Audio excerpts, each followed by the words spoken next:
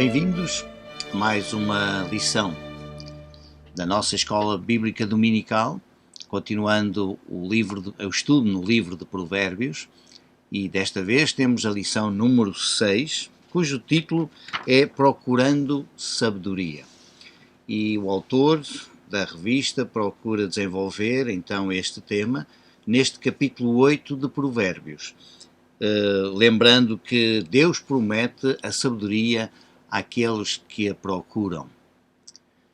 E quando nós olhamos para este texto, certamente verificamos que este capítulo 8 é um capítulo muito especial.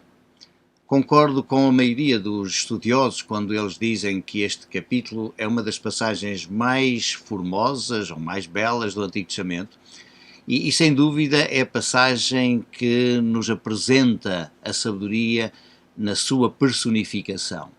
Portanto, isso significa que, à semelhança daquilo que nós podemos entender, uma vez que a palavra hebraica para sabedoria, hakma, é uma palavra feminina, é por isso, provavelmente, que o autor desenvolve todos estes primeiros 9 capítulos, sempre associando a sabedoria com uma mulher estranha, uma mulher perversa e que desvia os jovens ou o ser humano para aquilo que não deveria de fazer. Mas é interessante porque já no capítulo 1 nós teríamos uma ideia, um princípio em que a sabedoria também é personificada. Se nós voltássemos a ler o capítulo 1, versículos 20 e seguintes, encontraríamos exatamente ideias semelhantes àquela que vamos analisar neste capítulo 8, ou pelo menos o capítulo 8 apresenta. E nesta estrutura do livro nós sabemos que estes primeiros 9 capítulos funcionam como que uma introdução a todo o resto do livro, daquilo que nós depois iremos ler. E certamente que nós estamos a mencionar já os capítulos 8 e os capítulos 9, porque na próxima lição nós vamos já saltar para o capítulo 14 e não vamos ter a oportunidade de analisar todos estes capítulos. Mas o capítulo 9 em si, então, será o culminar de todo este objetivo que o autor tem, de apresentar a sabedoria como o elemento essencial na vida da pessoa. E quando chega ao capítulo 8 e personifica então a sabedoria, então isso significa que quase que nós poderíamos dizer que ao lermos estas palavras que a sabedoria profere, estaríamos praticamente a considerar que é Deus que está a falar, porque, sem dúvida, o texto já é um texto canónico, já faz parte de uma confissão de fé do povo israelita há muito tempo.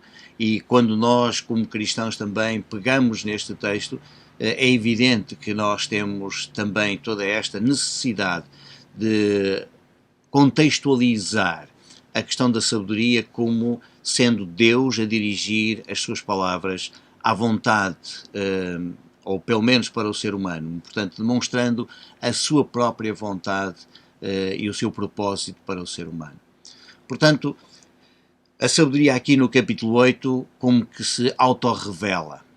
E embora os 3 primeiros versículos possam ser atribuídos ao trabalho editorial do próprio mestre, quando ele descreve onde se encontra a sabedoria, portanto ainda não temos propriamente a sabedoria a falar, mas a partir do versículo 4, então sim, nós já temos este clamor da sabedoria, que ela se encontra exatamente nos lugares estratégicos, nos lugares essenciais, e, portanto, quase que poderemos dizer que o local onde a sabedoria se encontra é onde Deus se encontra e é o lugar onde nós podemos ouvir exatamente a sua vontade e a sua orientação para a nossa vida. Portanto, nós vamos desenvolver então este capítulo ou esta lição procurando ver, sim, como é que nós procuramos a sabedoria. Aonde é que nós a podemos encontrar? Portanto, já dissemos que os primeiros 3 versículos dizem-nos aonde é que nós devemos encontrá-la. No entanto, depois nós temos, a partir do versículo 4, este clamor da sabedoria, chamando e convocando todas as pessoas não é só alguém que é fiel a Deus. Não, todos os seres humanos são convocados, são chamados a entenderem e a procurarem a sabedoria.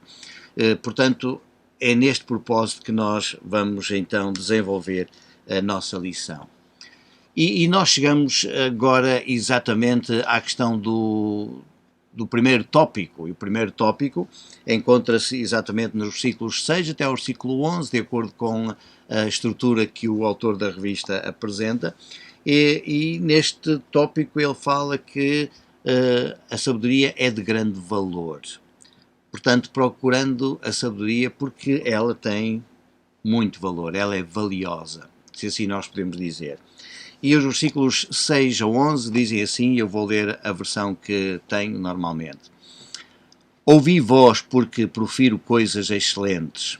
Os meus lábios se abrem para a equidade. Porque a minha boca profere a verdade. Os meus lábios abominam a impiedade. Justas são todas as palavras da minha boca. Não há nelas nenhuma coisa tortuosa nem perversa. Todas elas são retas para o que bem as entende e justas para os que acham o conhecimento. Aceitai antes a minha correção e não a prata, e o conhecimento antes do que o ouro escolhido. Porque melhor é a sabedoria do que as joias, e de tudo o que se deseja, nada se pode comparar com ela. Portanto, claramente nós entendemos este texto quando olhamos para as palavras prata, ouro, joias, e começamos a pensar, sem dúvida, que esta sabedoria é valiosa na perspectiva do mestre, do sábio que apresenta este texto. E é isso que nós queremos, de facto, entender. Portanto, quando nós começamos logo nos primeiros versículos, então a encontrar exatamente esta expressão, ouvi. É um termo que nós já estamos habituados a prestar atenção, porque é um verbo que aparece muitas vezes no texto bíblico, em que Deus convoca, Deus chama, Deus quer que o povo preste atenção. E nós já dissemos várias vezes que a palavra shema não significa só o estar a ouvir, mas implica também o obedecer. Portanto, é um ouvir com obediência associada, porque se nós ouvimos só e não ligamos importância, então nós nunca vamos fazer exatamente aquilo que Deus nos chama a fazer. E por isso este ouvir ou ouve, como nós podemos ver neste imperativo que o verbo apresenta, este é sem dúvida nenhuma um apelo ao mesmo tempo didático, e é um apelo que direciona para uma conduta reta. Nós encontramos este verbo ligado exatamente com o versículo 4, porque não é só para um grupo de pessoas, mas é para todas as pessoas poderem ouvir aquilo que Deus realmente tem para dizer. Nós podemos dizer que logo neste início profiro coisas excelentes.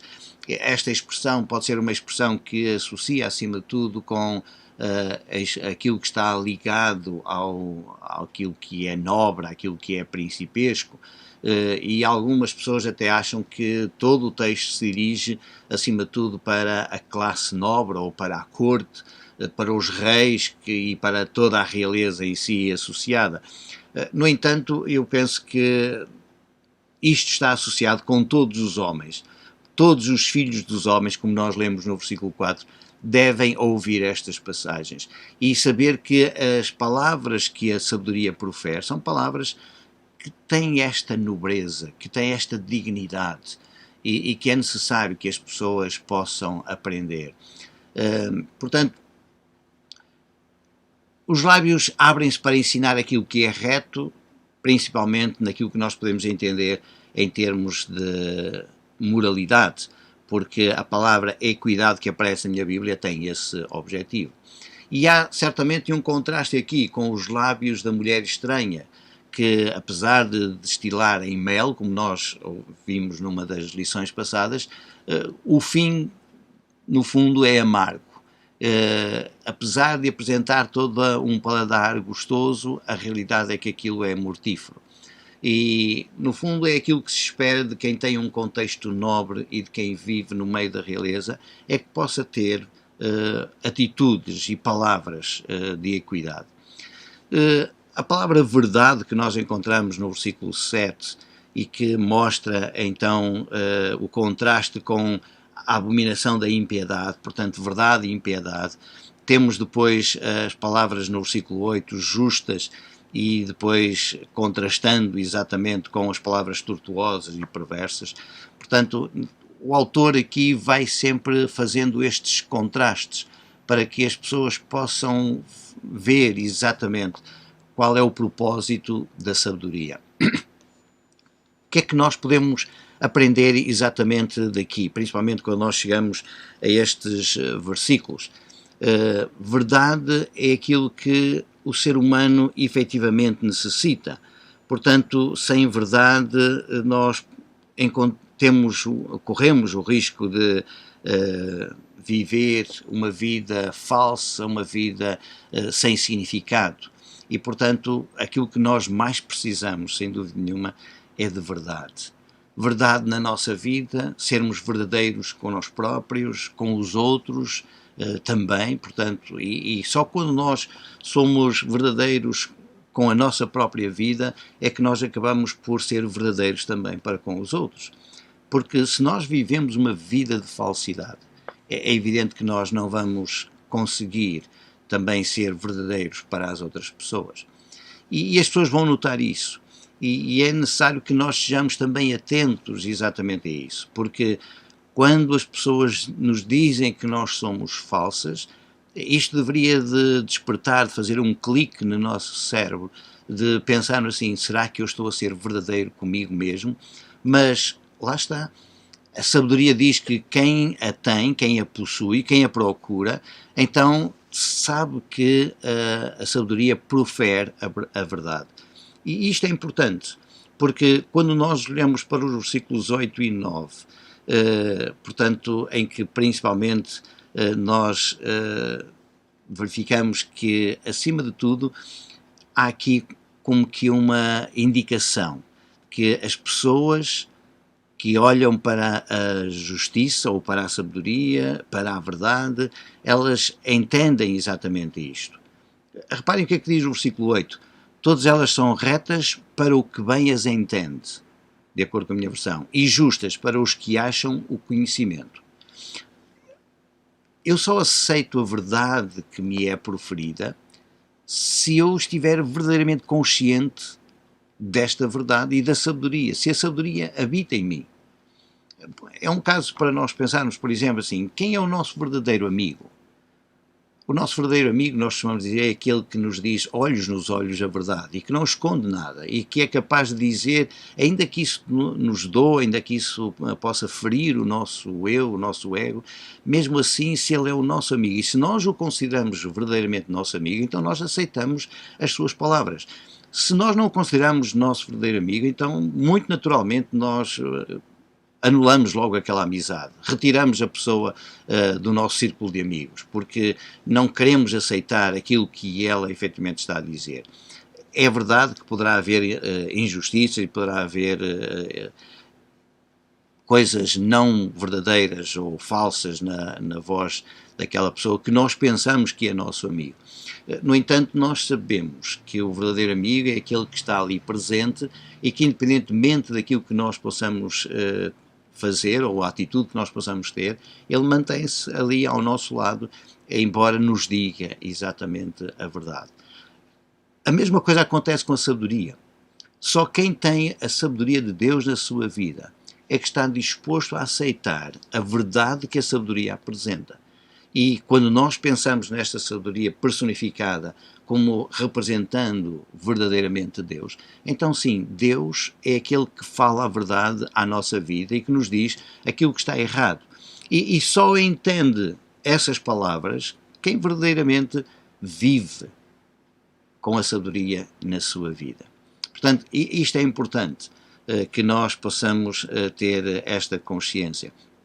E depois chegamos exatamente a todas estas situações em que verdadeiramente este conselho, esta orientação que a sabedoria nos dá, é que ela é muito mais preciosa do que qualquer joia, e tudo o que nós desejamos, não há nada que se compare à verdadeira sabedoria.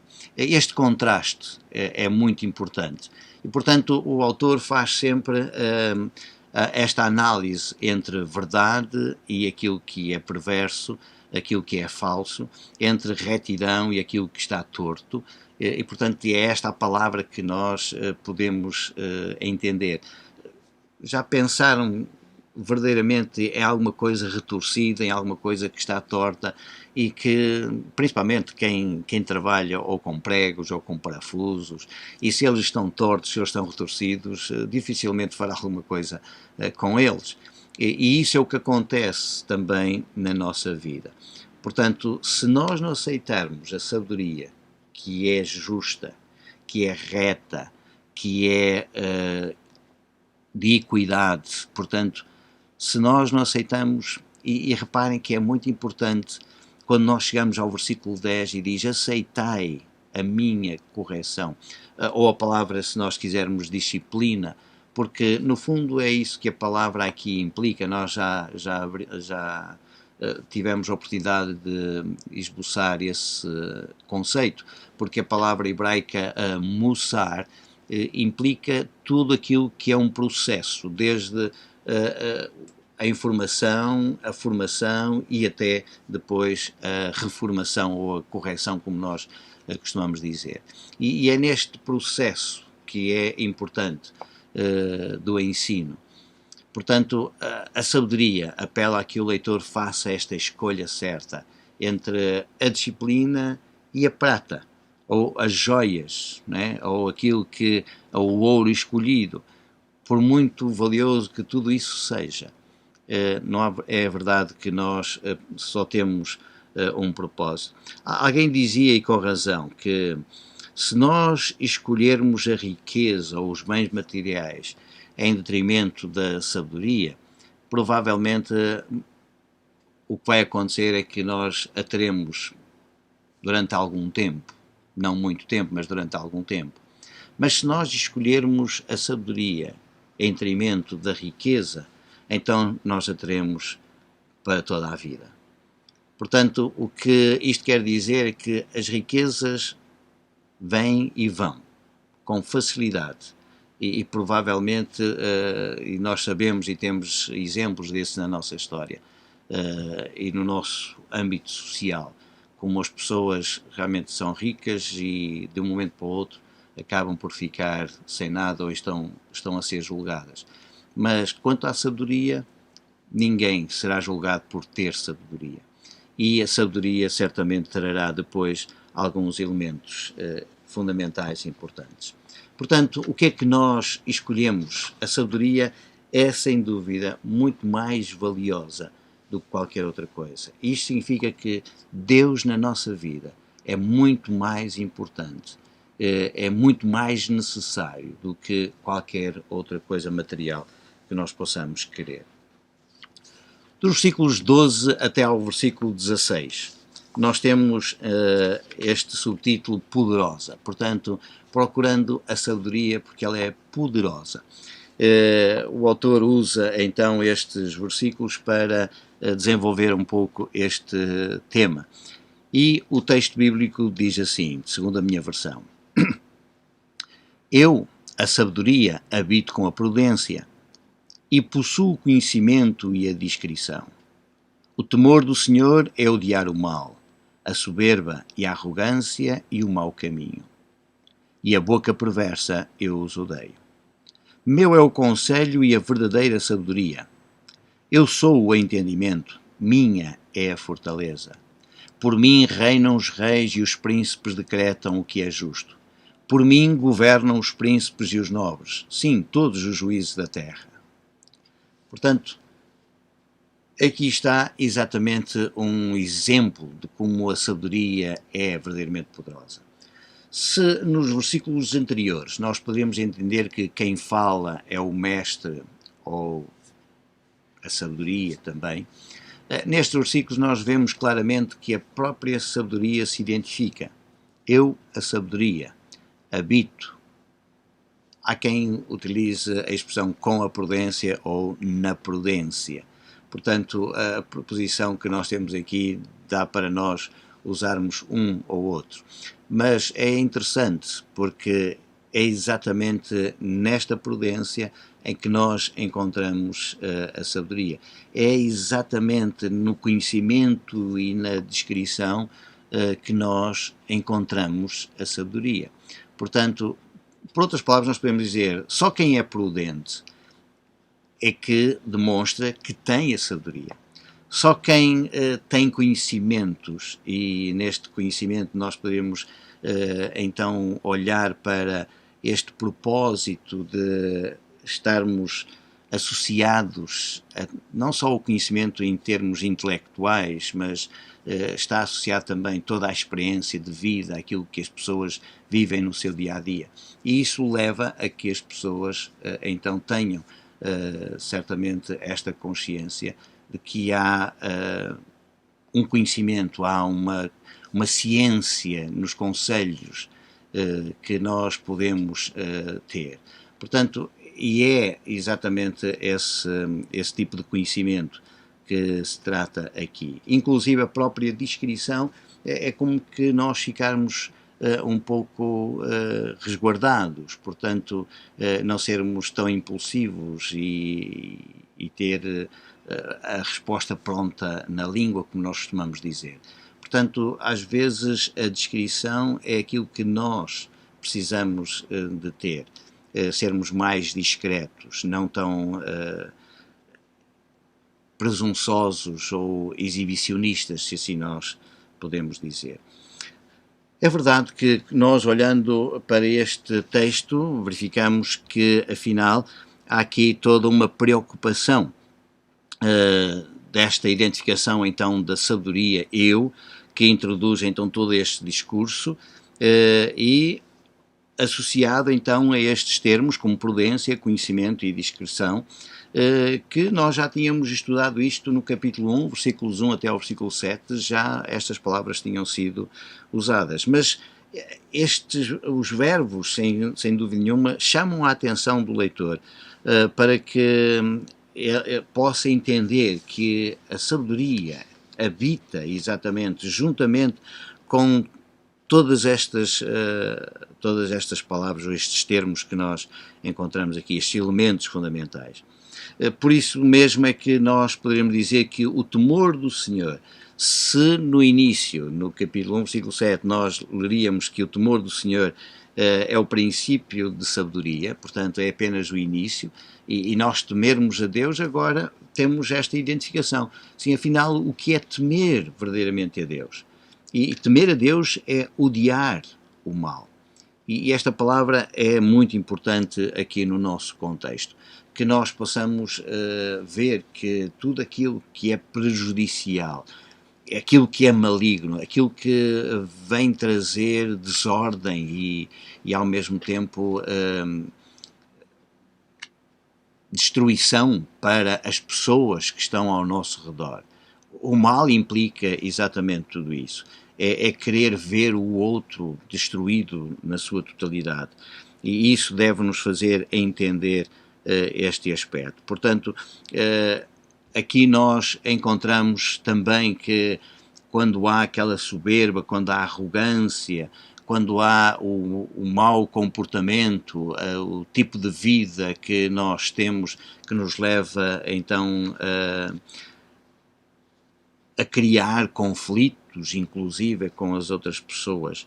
Portanto, é isso mesmo que acontece com o ser humano, quando o ser humano não tem esta sabedoria, quando o ser humano não tem este temor a Deus. E, portanto, o temor a Deus deveria de criar em cada um de nós esta abominação àquilo que é, de facto, maligno, àquilo que é perverso.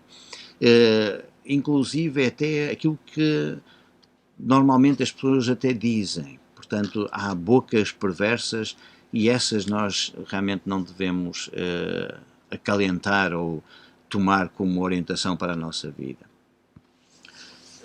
continuamos a ver assim, mas afinal ela é poderosa em quê? Verdadeiramente nós, ao olharmos para o versículo 14, meu é o conselho e a verdadeira sabedoria, eu sou o entendimento e minha é a fortaleza. Ora, a fortaleza exatamente está neste propósito de Deus. Na medida em que as pessoas, quando se apresentam perante determinadas pessoas ou determinados seres, até que ponto elas têm esta fortaleza, esta resistência, esta capacidade de vencer na vida. O texto fala-nos então destes contrastes. É pela sabedoria ou através da sabedoria que os reis reinam. Claro que nós podemos dizer assim, mas há muitos governantes que não têm sabedoria nenhuma. Mas o que o texto bíblico nos quer dizer é que só é possível verdadeiramente uma pessoa continuar a governar se ela for orientada pela sabedoria, se ela viver debaixo desta orientação da sabedoria. Caso contrário, nada disso acontecerá. Portanto, se a pessoa vive debaixo desta soberba, desta arrogância, é evidente que ela não vai sobreviver durante muito tempo. E o texto mostra-nos então que príncipes, reis que são justos, príncipes e reis que são sábios, vivem e duram muito mais tempo. Eles governam mais tempo.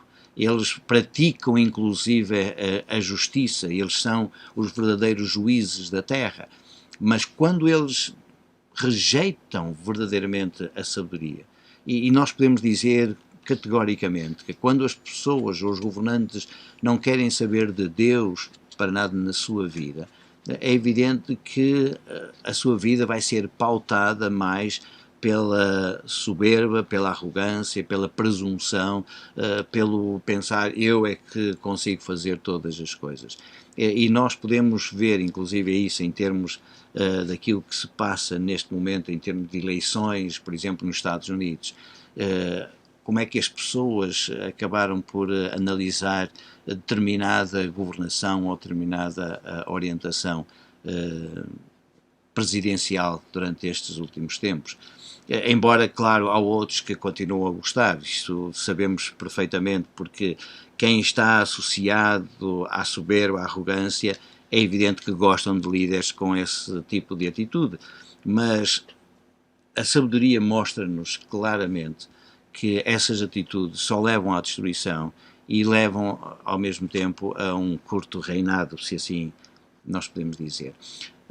É importante que nós tenhamos esta noção que a sabedoria é poderosa, e ela é poderosa porque o seu conselho, a sua verdade, a sua tomada de consciência, ou aquilo que ela faz para que as pessoas tenham consciência verdadeira, então faz com que as pessoas vivam exatamente esta fortaleza. Portanto, e esta fortaleza apresenta a pessoa em toda a sua, em todo o seu valor. Portanto, a palavra gibor em hebraico é uma palavra que mostra exatamente o valor da pessoa na sua plenitude, não apenas em termos físicos, não apenas em termos de conhecimento e de perspicácia, mas exatamente em tudo aquilo que ela representa e aquilo que é bom que ela faça. E finalmente, nós temos então os versículos 17 a 21, onde aquele que procura a sabedoria sabe que ela é acessível, diz-nos o autor da nossa revista. E o texto bíblico diz assim: eu amo aos que me amam, e os que diligentemente me buscam me acharão. Riquezas e honra estão comigo, sim, riquezas duráveis e justiça. Melhor é o meu fruto do que o ouro, sim, do que o ouro refinado, e a minha renda melhor do que a prata escolhida. Ando pelo caminho da retidão, no meio das veredas da justiça, dotando de bens permanentes os que me amam, e enchendo os seus tesouros. Bem, o autor, ao utilizar a palavra acessível, claro que ele quer dizer que, no fundo, a sabedoria está à mão de quem a quiser receber. Portanto, basta estender, basta receber. E há aqui como que às vezes um conceito de contrapartidas, até parece que nós achamos exatamente isso. Quando olhamos para este texto, eu amo aos que me amam.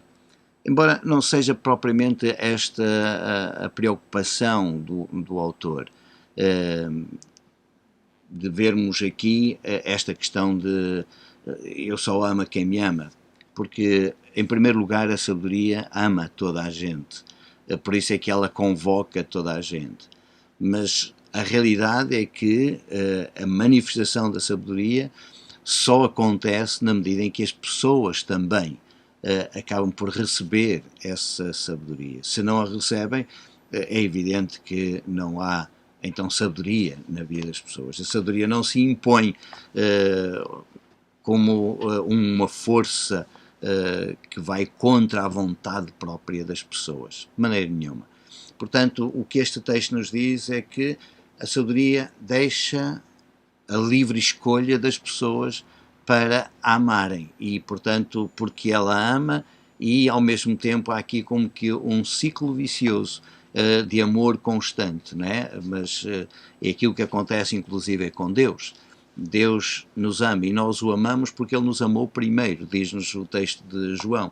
Portanto, neste sentido em que o nosso amor é provocado exatamente pelo amor de Deus e Deus depois também nos ama e nós o amamos e continua este círculo assim a funcionar. E é neste objetivo, ou com este propósito, que nós também devemos entender este versículo 17. Portanto, aqueles que diligentemente me buscam, esses me acharão. Já os profetas no Antigo Testamento dizem exatamente: buscar-me-eis e me achareis se me buscardes de todo o vosso coração. Portanto, Deus está disponível para todas as pessoas. A sabedoria apresenta-se disponível para todas as pessoas que a buscam. E se a buscam, encontram-na. Portanto, daí o título ser a questão de acessível. Portanto, e é isto que as pessoas devem entender, que há uma apresentação e uma oferta de Deus para que as pessoas vivam verdadeiramente esse propósito. Caso contrário, não podemos esperar outras coisas. Reparem exatamente no que o texto continua por dizer. Riquezas e honra estão comigo. E quando nós pensamos nisto, é evidente que nós pensamos em algo que seja então material. Embora não seja de imediato esta preocupação que a sabedoria tem. Mas a verdade também é esta, é que aquilo que nós podemos encontrar na sabedoria, ela vai nos dar orientações para nós atingirmos aquilo que precisamos, no fundo, para o nosso dia-a-dia, para a nossa vida.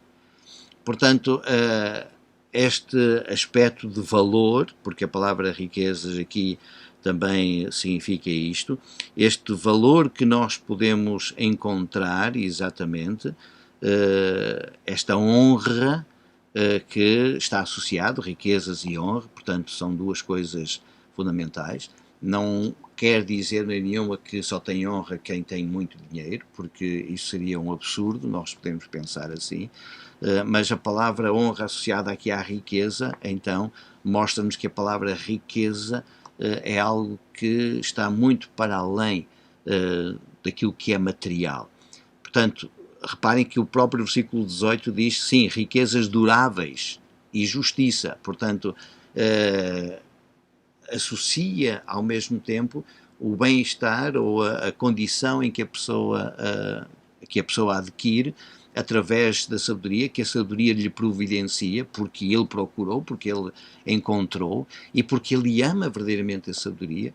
Ao mesmo tempo, nós encontramos que essas riquezas, sendo duráveis, elas também estão associadas à justiça.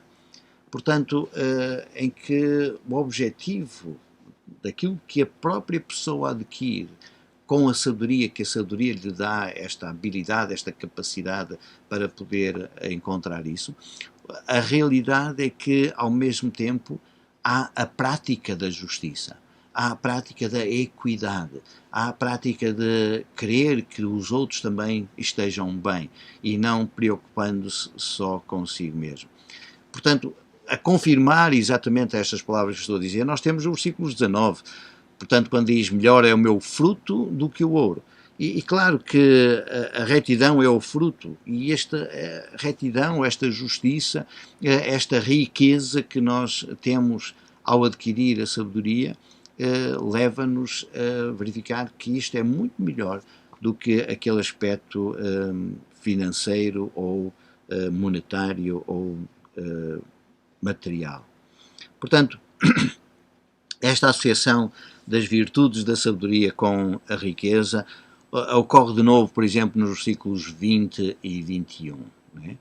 Portanto, se nós já chegamos a esta conclusão de que o resultado de quem tem sabedoria, a paga ou o produto é melhor do que o ouro, do que a prata escolhida, portanto, verifiquemos então agora como esta retidão e esta justiça leva o leitor a uma declaração programática daquilo que é necessário encontrar neste trio, não é? O trio que é a retidão, a justiça e o tratamento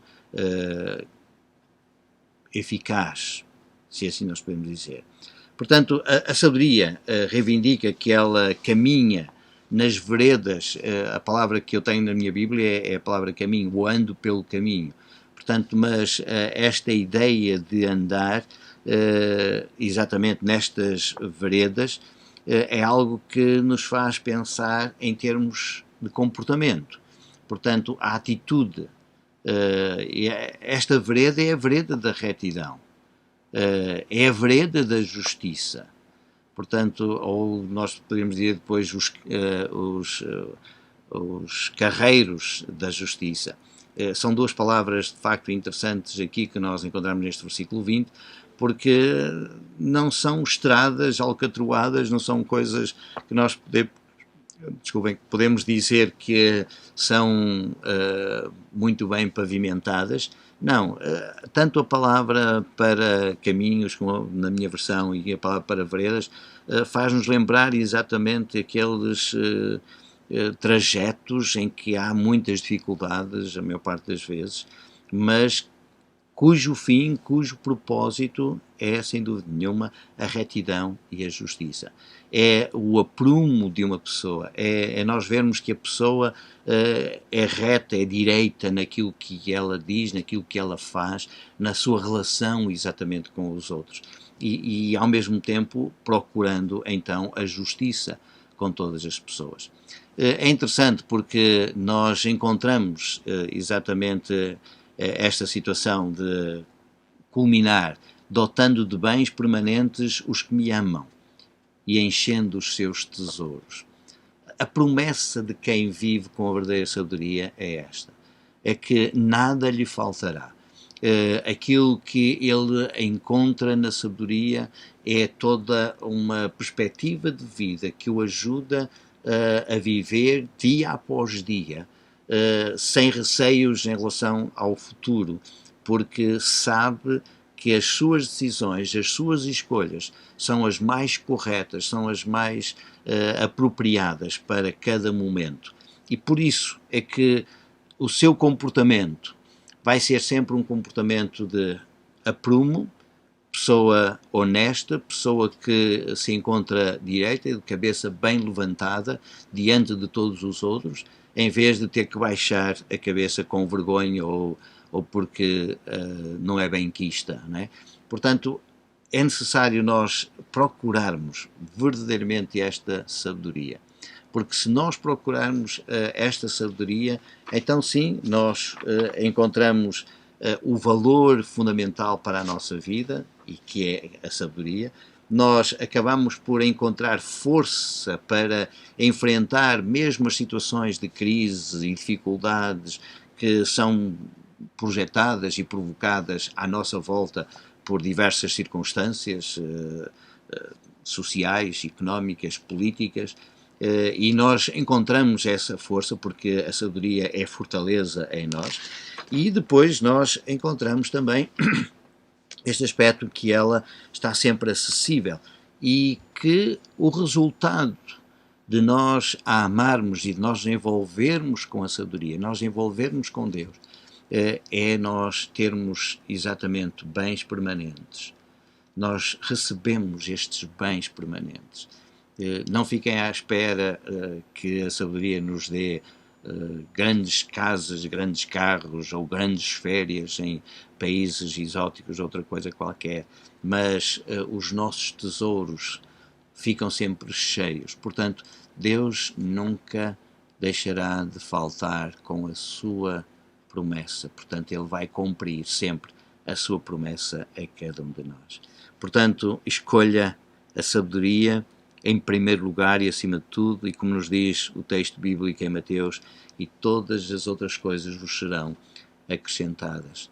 Portanto, a nossa prioridade deve ser a sabedoria, Deus na nossa vida, porque este Deus na nossa vida é aquele que nos chama. Ouvi as coisas que eu digo, que são excelentes. Ouvi, porque aquilo que eu digo é verdade. Ouvi, porque eu abomino a impiedade, abomino o mal, abomino a soberba, abomino a arrogância, todas as coisas que são o mau caminho, um mau comportamento, uma má atitude na nossa vida. Portanto, Deus não quer que isso aconteça. Para isso, precisamos de buscar, procurar e achar, porque nós a acharemos se a buscarmos de coração, mesmo aonde nós menos esperamos. Que Deus os abençoe e até à próxima lição.